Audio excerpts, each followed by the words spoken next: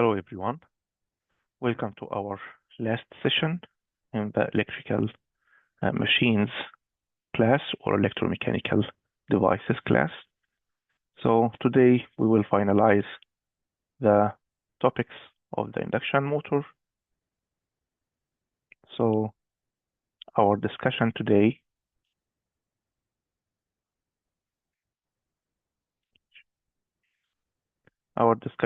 guys is going to be about the starting of the induction machine, recognizing the effect of adding a resistance to the rotor circuit of the wound rotor induction machine, learn the different mode of operations of the induction machine, and learn the different techniques used for speed control of the induction machine. So this is a summary for the relations we have discussed before, and these relations are going to be very important because, as we mentioned before, these are the boundaries of our curve. The torque equation, the SM and T maximum are the boundaries of the upper part of the curve, and T starting is the first point of the curve. So these are very important relations we need during our discussion today. Let's start, guys, firstly with the modes of operation. We discussed before that at the starting instant, since NR of the machine equals 0, so the slip, which is NS minus NR divide NS, here in this point, guys, is going to be unity. So this is unity slip at starting. What will happen if we reverse the machine speed direction? So in this case, the NR is going to be in negative sign. So NS minus NR is going to be plus NR divide NS, which means our slip is going to be more than unity. And this would happen here in this region. So this reverse part, actually, it's not referring here to the reverse motor, but this is going to be the plugging mode. And we will use plugging mode in braking operation. Okay, guys, so this is not a reverse motor. This is just the plugging mode, which is used for braking operation. We will not discuss electrical drives in our class, but electrical drive is a bit advanced topic for electrical machines. So this can be an advanced course or graduate course to learn the modes of operation and how can we control the induction motor in plugging mode or braking techniques. Okay, so we are not gonna move in detail in this part. But you should know that this part is used only when we need to brake our motor or stop our motor. But this is the normal operation of the motoring that we used to do. So slip is between S equals 0 to S equal 1. We discussed also before, guys, if the speed increases over the synchronous speed, this means the power flow of the machine is going to be reversed. So once we have speed greater than NS, this means the machine is going to work in the generating mode. And in this case, the slip would be in negative sign. So if NR became greater than NS, slip will be in negative sign. So from S equals 0 to -1, which is 2NS, the mode of operation here is in generating mode. So for the induction machine used in wind energy application, we target this region in order to operate the machine as a generator. And the sequence of operation for the self-excited induction generator, which is the same as the squirrel cage machine, we start the machine firstly as a motor and then increase the speed by means of the prime mover until having speed greater than NS, and by this way we convert the power flow from motoring mode to generating mode. Why we do that in power plants? Because, as we mentioned before, guys, in order to have conversion from electrical to mechanical or mechanical to electrical, you have to have the co-energy or flux, which is going to be used to convert the energy from electrical to mechanical or from mechanical to electrical. However, in the generator, induction generator, we don't have source of flux. The induction machine is self-excited.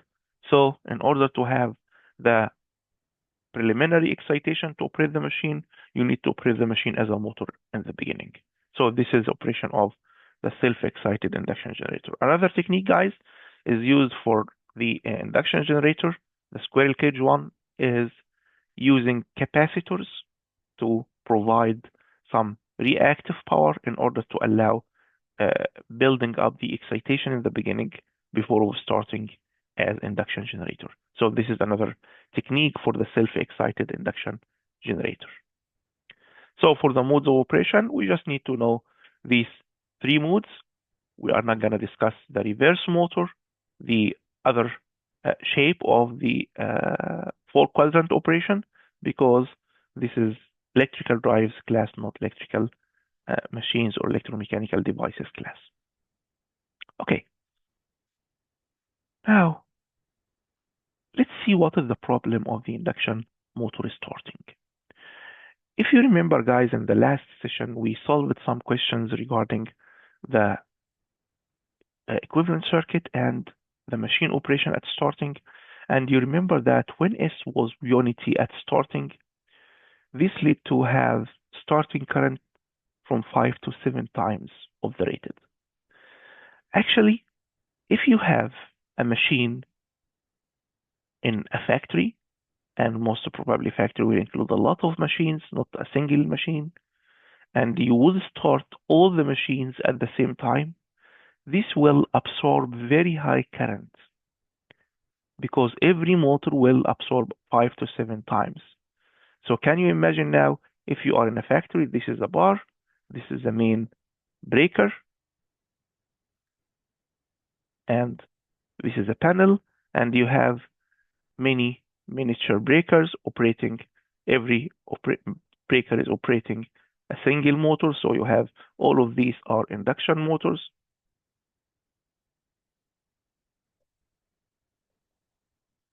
And so on.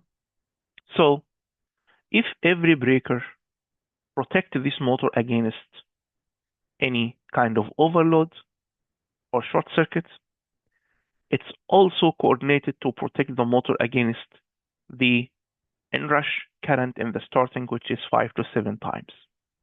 So there is something called coordination for the circuit breakers in order to protect, to allow the machine to have the inrush current of 5 to 7 times without malfunctioning or disconnecting in this case, just in the starting of the motor.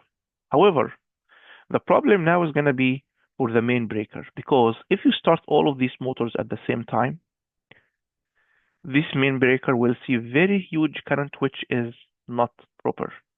For sure, this will make tripping for these loads. This is one drawback. Another drawback is, you know that power is proportional to V times I times power factor. So if you have very high input current in the beginning and you're supposed to provide some certain amount of power through your factory, so the volt will be dropping heavily, okay? So you may reach to like less than 80% of the volt, 0.8 per unit of the volt, which for sure will operate the under voltage protection. So by any way now, the protection devices will be interrupted, which is not gonna continue the factory operation. So for that, guys, we have to have another way to start our induction motors. So how can we start our induction motors, guys? We have many techniques like start with reduced volt, adding rotor resistance if the machine is a slip ring type, or current limiting using variable speed drives. And this is the most preferred, guys. Okay? Because in variable speed drive, you will get the best performance for the machine in starting and also at speed control modes. So this is very efficient way, and we will see some uh, pictures for these variable speed drives, and we will have a session in our lab discussing the variable speed drive as well. So a first way, guys, to reduce the volt is starting using auto transformer. So the auto transformer or variable transformer, or sometimes we call it variac. So this variac is start with a reduced volt. So this is a simple way to start with a reduced volt. So this is an auto transformer use two winding transformers connected together. So it's not variac or variable range using tap changer. So this is one form of the auto transformers. So as you can see here, we have two uh, types of relays. One relay is for R, which is run.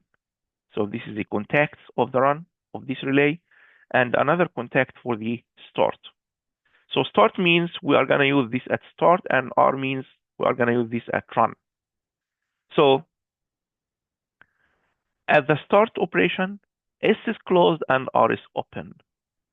So we close S at starting, and we open R at starting.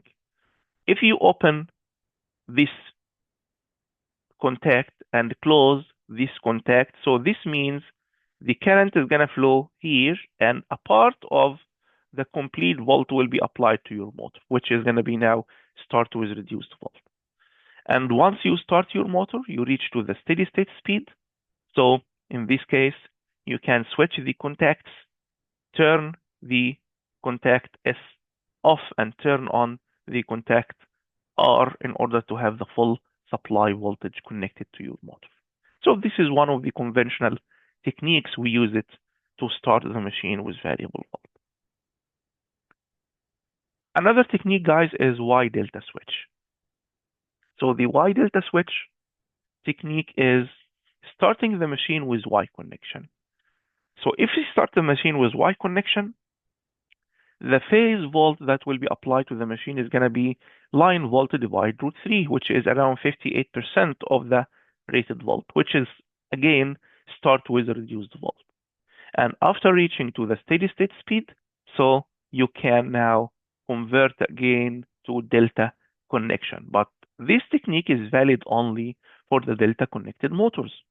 So if your motor is already Y connection all of the time, you cannot start with this technique because you need the connection to be Y connection at steady state. So this technique is limited only to the delta connected motors, okay? But this is still one of the techniques used in industry, in conventional drives, and this is called Y delta switch, Y delta switch. So this switch is converting Y to delta during operation. So you start with Y, and after a while, manually you can convert to delta, or automatically using timer or using speed sensing. After you reach to the maximum speed or the rated speed of your machine, you convert to a delta connection. So this is also in control using timers, contactors, and along with the Y delta switch or star delta switch. An advanced technique, guys, is to use power electronics, use power electronic converters. So how to start with variable volt? This is the variable speed drive that we have discussed before, guys. So this is the VSD, variable speed drive. Sometimes we call it variable frequency drive. So in this mode, guys, we are not going to use it as variable frequency, but just variable volt. So just converting your AC to DC, and then from DC to AC, but with control volt using a technique called pulse width modulation. So PWM or pulse width modulation will control the volt here in this mode in order to have variable AC connected to the motor terminal here. Another power electronic device that can be used also is AC chopper. So the AC chopper is a back-to-back thyristor that can be fired or controlled in order to operate the induction machine at variable AC volt. So this would provide also variable AC volt. Again, guys, only volt, not volt and frequency. Okay, nice.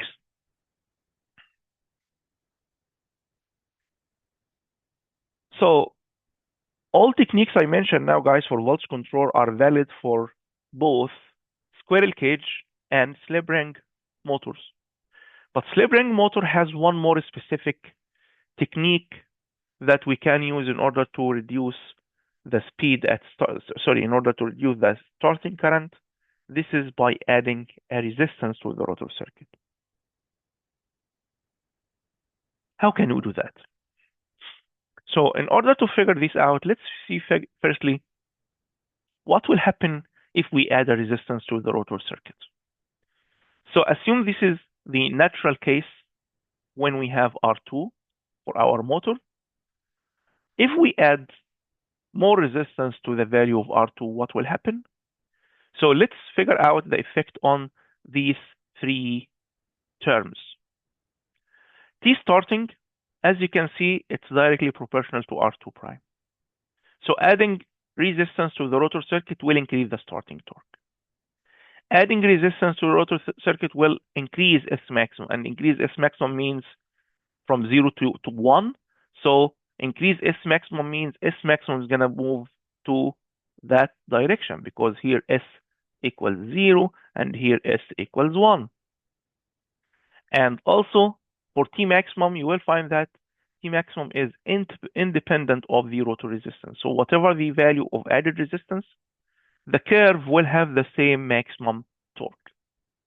So now we expect, if you increase the resistance, let's say for a first interval, we change the resistance from R2 to R2 prime. So S maximum increased from this point to that point, and T starting, as you can see, this was the first T starting here. So it increased to T starting for the second case.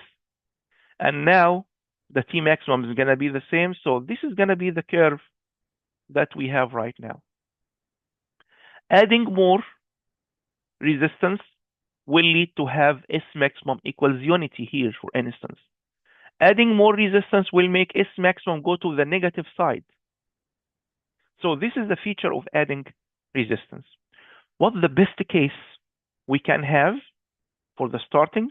The best case, or let's say the critical case, we cannot increase over that one, which is case number 3 here. Otherwise, the torque starting will reduce again, okay? And we don't like to have reduced torque starting, especially if you have constant load torque in the beginning, because we mentioned before, according to the dynamic equation, T electric minus T load equals J d omega by dt. At starting, we neglect no friction at starting. So let's say this is at starting. So you have to have electrical torque greater than the load torque. So we do prefer this technique, guys, especially with the constant load torque. So the condition to have maximum torque at starting is going to be S maximum equals unity. And we solved one we solved one multiple choice question about this point before. So this is the effect of adding rotor resistance, guys. In terms of current, for sure, adding resistance, if we have a look to the equation of the current here again, adding rotor resistance at starting will increase the motor impedance, and this would reduce also the starting current. Okay, so this is the effect of rotor resistance on our slip ring induction machine. By the way, there are some other techniques we use it to control the resistance of the squirrel cage. How can we do that? By using different shapes of bars. You know that we have bars in the rotor circuit. So the rotor of the squirrel cage consists of some bars. We can make some bars like that, guys. So we can make like deep bar like that. So this would be the circumference of our rotor. So we can have such deep bar. So this would make the same effect of adding resistance. Or another technique, guys, is called double cage. Double cage is having two cages of the rotor. It's like that. So this is the first cage, this is the second cage, and this depends on the uh, uh, the skin effect of the current at starting and at rated operation, because you know that at starting the frequency of the rotor current is going to be the same as the supply frequency, or close to the supply frequency, and at steady state the frequency of the rotor circuit is going to be close to DC. It's going to be very small frequency, like 1 or 2 hertz, for instance.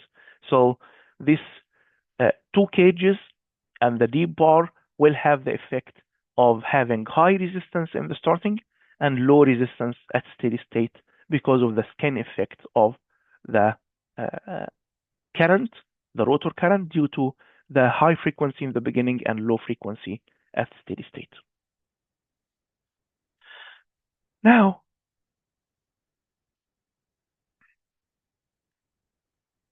for the speed control, guys, this is our curve torque speed characteristic, and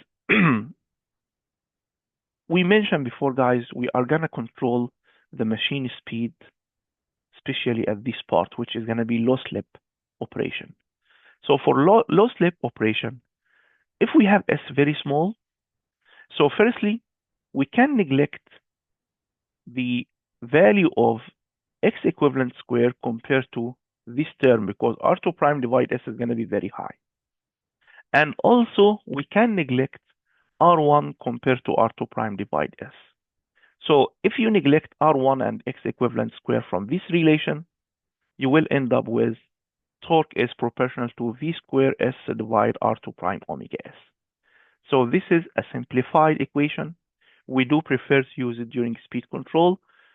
And speed control, we can control one of the parameters only, not all the parameters. So let's see, guys, what are the different speed control techniques we have. So for induction motor, we have some control techniques like rotor side control, and this is going to be valid for only slip ring induction motor or wound rotor induction motor, like adding resistance, like slip energy recovery. We know now the adding resistance, but we will discuss later on the slip energy recovery. From the stator side control, and this is going to be valid for all types of induction machines, we can use voltage control, we can use pulley changing, and pulley changing is not recommended anymore. This is very conventional technique. We can use frequency control, but voltage and frequency control will have some limitation, and we do prefer to use the variable voltage, variable frequency, or V or F constant control. So this is the one we do prefer in industry. So let's see, guys, these control techniques. Starting firstly with the adding resistance. We just discussed the adding resistance curve. So here we don't have external resistance. Here we have external resistance, case number 1, case number 2, and so on. If this is our load torque, so this is the curve of our load, so with different curves here, you will find that we have different speeds. So the intersection between the load curve and the machine curves will be the operating points of our machine. As you can see here, we have N5, N4, N3, N2, N1. So we can have some range of speed control for that resistance. What are the advantages of adding resistance? It's wide range of speed control. So as you can see, you have some range of speed control, but you can figure out that with adding more resistances like that, the operating speed will go to the very low efficiency, because the slip is going to be very low, guys. Correct? So as you can see, S here, so S here equals 1, S here equals 0, so you can say S here is equals 0.3. 0.3 means if S equals, for instance, 0.3 here, so this means the ideal efficiency is 1 minus 0.3. Sorry, S here is 0.7, not 0.3. This is S here equals 0, S here equals 1. So 1 minus 0.7, so this is 0.3, which means the maximum efficiency, or sorry, the ideal efficiency is 30%. So this is one of the drawbacks, and we will see that now. One advantage is constant maximum torque. So the maximum torque of the machine is going to be constant, and this will be beneficial, especially in case of constant load torque. So constant load torque is allowed if you have adding resistance control. The drawbacks, guys, is limited to wound rotor we cannot use with the squirrel cage, lower efficiency due to extra copper loss, and S maximum increases, and hence the efficiency decrease. So these are some drawbacks. One other drawback, guys, is this configuration here is adding resistance using three-phase resistance, as you can see. Sometimes we change that using like a slide. This slide may not ideal and giving equal resistance per phases. So instead of that, we can convert the power from the three-phase terminal here from AC to DC and change the resistance in this side. So the effect on the DC side is going to be reflected symmetrically on the three phases. How can we change that? We can add a chopper and a resistance here. So chopping this switch here will provide a different resistance value from the other side. Okay, so this technique is adding resistance, but automated using this configuration, AC to DC converter, and then chopper, as you can see. And we can make it closed loop control also to control the firing angle of these switches in order to give a certain resistance for our rotor. So this is the adding resistance technique. The second technique is the voltage control. So as you can see here, guys, from our relation again, torque is proportional to V square. So when you change V, torque will be changed as well. Okay, so let's see the effect of changing on V. Again, S maximum. S maximum is independent of volt, which means whatever the voltage change, the curves will have the same S maximum point. And this actually is indication of the efficiency is not going to decrease with voltage control, like what we had in adding resistance. At least the ideal efficiency is constant because S maximum is constant. Okay, now the advantages of this technique.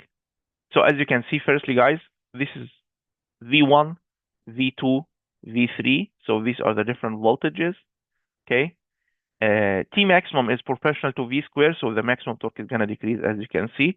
So V1 is greater than V2, greater than V3. And here is the intersection points for the same fan load torque. So the advantages here is S maximum is constant, which means the efficiency is high compared to adding resistance technique. The losses reduced with the voltage reduction because for sure the volt will be small, so the loss will be less.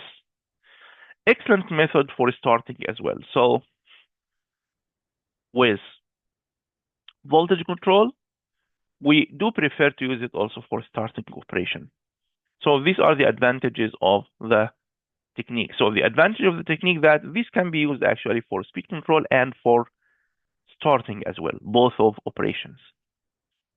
The disadvantage is the maximum torque is reduced. So can you see here, maximum torque is reducing, and this may affect the operation in case of constant load torque. Limited range of speed control. Limited range of speed control. So as you can see, because the curve is not moving to the end, the speed control range is limited to the value of S maximum. If you imagine with me, if S maximum is 0.2, so this is here 0, this is unity, this is 0.2. So if S maximum, as you can see, constant, this means you have only 20% range of control. You cannot control the speed range from 0 to NS. it will be controlling the speed only within range of the last 20% of NS. So from 80% to 100% of NS, which is going to be now very limited speed range of control. So this is another drawback for the voltage control. How can we do that? We can do that using variable frequency drives or AC chopper. So this is here the AC chopper. Here's just the waveform for you to understand what the concept of chopping the AC. So by firing this thyristor in a certain technique, guys, we cut some parts of the waveform. So the RMS value of the volt is going to be different. Okay, so by controlling the firing angles of these thyristors, you can control the output volt of the AC chopper. So this is a technique, and here you have U out over US. Okay, so this is like the output volt per unit of rated volt according to the firing angle alpha. So if alpha is 180 degrees, this means you would have 0 volt. If alpha is 0 degree, so you would have the complete volt in case of resistive load, and this is in case of pure inductive load, which is 90-degree phase shift, and this range in the middle here will be for inductive loads, which is RL loads, which is actually typical to the induction motor operating loads. You know that induction motor power factor is lagging all of the time, so it matches the range of operation of the inductive load. So this is now the range of control of the volt using the AC chopper technique. Another speed control technique, guys, is called pulley changing, but this actually is very limited and not preferred anymore in industry. How do that technique is working? Actually, it depends on reshaping the winding inside the machine. You know that by changing the winding direction or the current direction in winding, the pull will be changed. The number of pulls can be changed. So here is the way, guys. Just reversing the pulls by means of changing the connection will reduce the number of pulls to half. So for instance, if you have a 4-pull machines, sorry, to twice the value. If you have 4 pulls machine, you can make it 8 pulls. Or if you have 8 pulls, you can make it 4 pulls. So you can just switch between these two variables. So from 4 to 8, 8 to 4, or 4 to 2, 2 to 4, like that. So this is very limited range, guys. Okay, and again, as you can see here, NS itself will change because NS is a function of the number of pulls.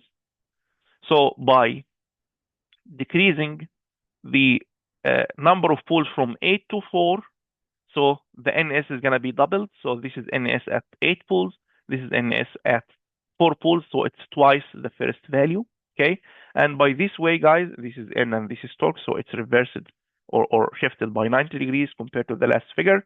So if this is our fan load torque, so you have different operating conditions or different operating points right now.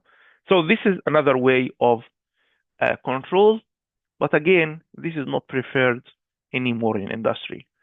The maximum torque here is almost constant, as you can see, because it's not a function of number of pulls.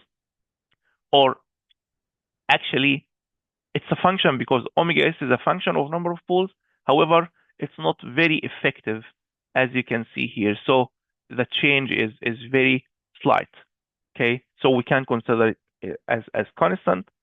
The disadvantage of this one only valid for steps, not a wide range of speed control like other techniques. So we have some like constraints here for this control technique. A better control technique is frequency control. So for frequency control, you can control the speed, but with a certain limit. So in the frequency control, guys, if you control the frequency, let's go one slide back. Yeah, here. So frequency exists here in omega. So omega is 4 pi f divided number of poles, which means when we change frequency, increasing frequency, we're reducing torque.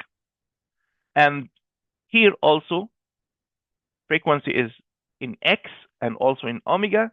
So T maximum is proportional to 1 divided f squared. And here for the speed in s, it's proportional directly to the frequency. And S maximum also depends on frequency. So all parameters will change when we change the frequency. So this is, for instance, the direction of frequency increase. So when we increase the frequency, the max torque is decreased. S maximum will be affected slightly, but compared to NS, the starting torque, as you can see, is decreasing, and this is one of the drawbacks. Okay. So this is in the direction of frequency increase. But frequency decrease, you can go to the other side. So the other side is fine. The maximum torque will increase. The speed range will decrease. So you can decrease the speed by using decreasing frequency. But the limitation is on the frequency increase, as you can see. So frequency change can be obtained by AC voltage controller on-off. So this is called AC chopper. One of the control technique is called on-off control technique. You will learn that in power electronics class.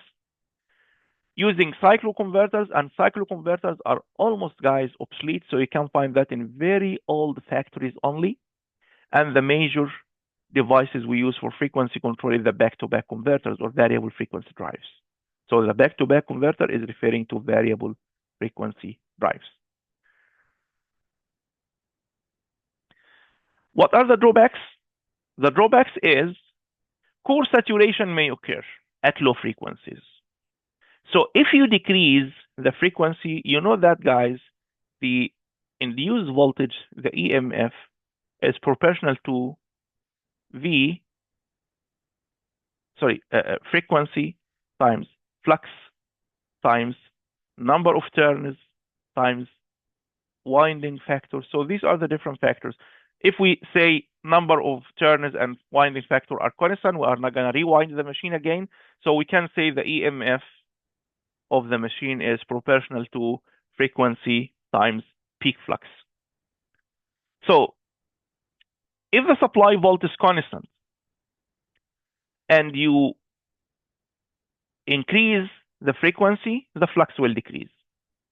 If you decrease the frequency, the flux will increase. So increasing the flux may lead to saturation. And if you have saturation, you may not be able to make any kind of control. Everything will be saturated. So this is one of the drawbacks. So at low frequencies, you may have core saturation. So you may not be able to reach to very low speed because of the core saturation. Also, maximum torque reduce with frequency increase. As you can see, when we increase the frequency, the maximum torque is going to decrease like that. Okay. The advantage is, as you can see, guys, it's wide range of speed control. So this machine was working here at 1500 RPM. We could go up to like 3500 RPM. Okay. So this is one advantage of the frequency control. Now, guys, we can collect actually between the advantage of frequency and volt together, but from the flux. So we just mentioned that the EMF is proportional to frequency times flux. So we can say flux is proportional to the EMF divide frequency, or let's say V divide frequency. So if we change V and frequency together, but keeping the ratio constant, the flux is going to be constant. So with reduced frequency and volt together, we will not have flux saturation because the ratio of V over F is constant. And again, with increased frequency, and volt, the maximum torque will not be affected because it depends on V over F as well. So we now can cancel the drawbacks of voltage and frequency by using V over F. So here is the V over F characteristic with uh, uh, uh, speed and current, speed and torque. But what I care about is the torque speed characteristic. So let's see the torque speed characteristic, guys. So this is using variable voltage, variable frequency control. So we call it variable voltage, variable frequency control, or we can call it constant flux control, or we call it V over F control. So all of these terms are for the same technique. So from this limit to this limit here, we use V over F controls. So we call it here constant torque, constant field controls. So this range here is constant volt, constant field. Can you see, guys? Maximum torque is constant. NS is increasing. And torque starting can be controlled. So you can use this technique now for speed control and for starting. And if you reach to the rated speed, you don't need to increase and rated volt, you don't need to increase the volt anymore to avoid over voltage. So in this case, you can use only frequency. And this is called, guys, overspeed or field weakening. You remember that we discussed that in word linear technique in DC motors. So we have the same here also in induction motor. So this is used specifically for very high speed. So this is for high speed application.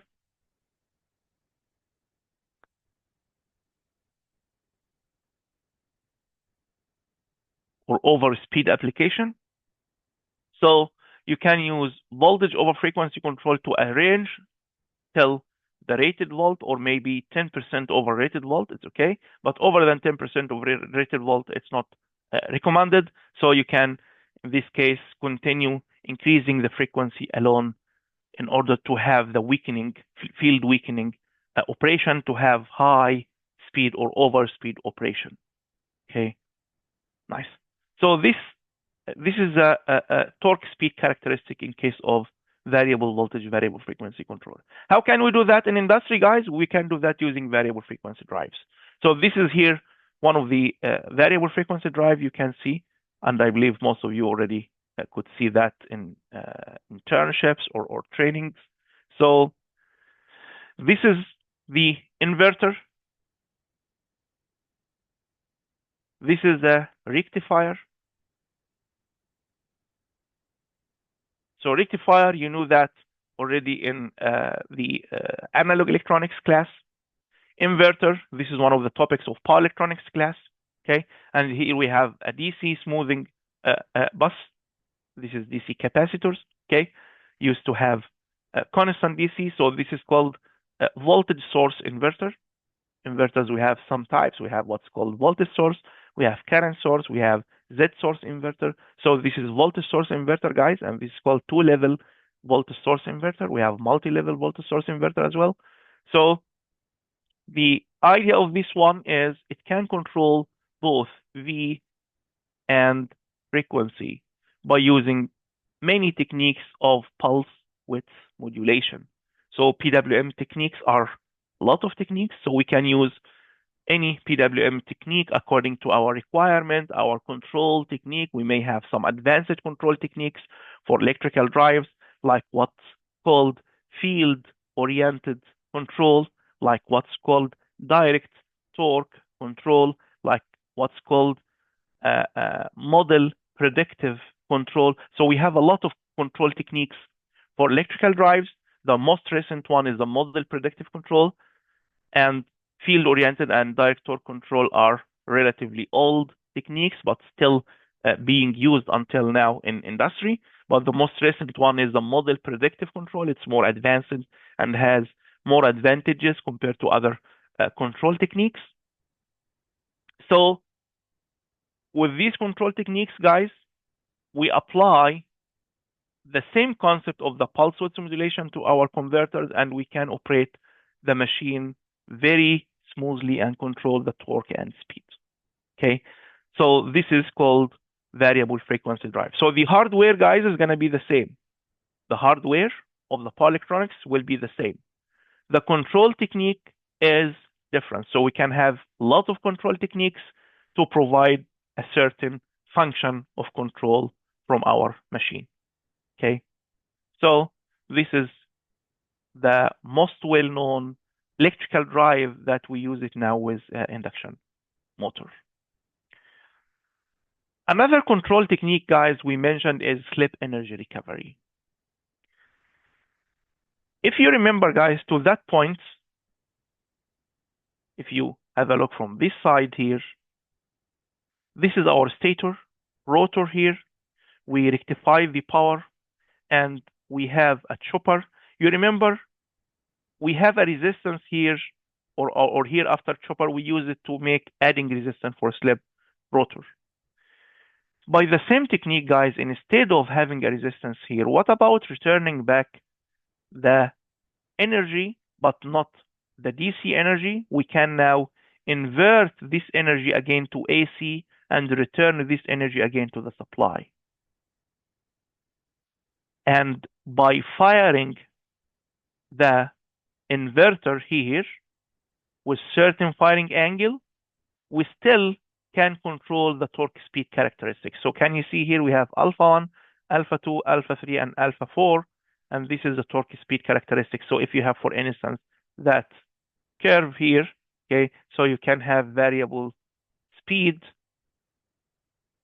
or control the motor speed, and at the same time, we don't have power dissipation on a resistance. We return the power back to the supply again.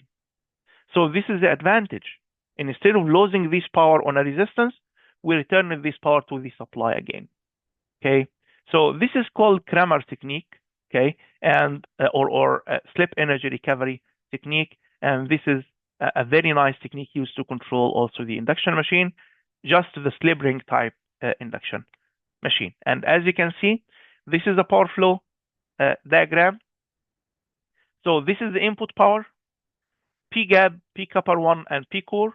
Then the P developed here, P copper, which is S times P air gap. So this is P copper 2.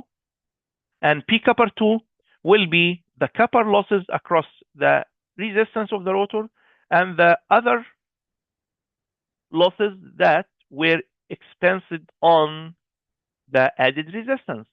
Now this resistance will be returned back again to the supply. So it will be added to the source and will contribute in the input power. So guys, in this technique, we can find that the efficiency will increase. The efficiency of the machine will increase. Okay, so this is one of the techniques we use it in industry also. Some questions to our material today, and I will share with you some multiple choice questions also, guys. Please read it carefully. From the well-known techniques used to control the induction motor speed is adding stator resistance to squirrel cage motor, adding rotor resistance to squirrel cage motor, adding stator resistance to wound rotor motor, adding rotor resistance to wound rotor motor. Actually, the technique is adding rotor resistance to wound rotor type. So this is correct, and the three others are incorrect. The starting current of an induction motor is expected to be 5 to 7 times of no load current, 5 to 7 times of the full load current, 1/3 of the full load current. Actually, it's 5 to 7 from the full load current. By the way, okay, so we have this question here. The no load current of the induction motor is expected to be 5 to 7 times of the starting current, 5 to 7 times of the full load current, 1/3 of the full load current. Actually, it's 1/3 of the full load current. Sometimes we call it from 24 to 40% of full load. So this is the range, but you can consider it's just on average it's 1/3 of the full load current. Okay, nice. So these are some multiple questions, guys. I will share with you some others. Please read it carefully. So today we discuss the different modes of operation, the speed control, and starting of the induction motor, speed control using the different technique, adding resistance, stator terminal voltage, variable frequency, and variable voltage, variable frequency control technique, and we could see the different circuits for our machine. In our lab session, we would have a tutorial on the variable speed drives that can be used to control the speed of the induction motor. Thank you so much, guys, and best wishes in the final exam.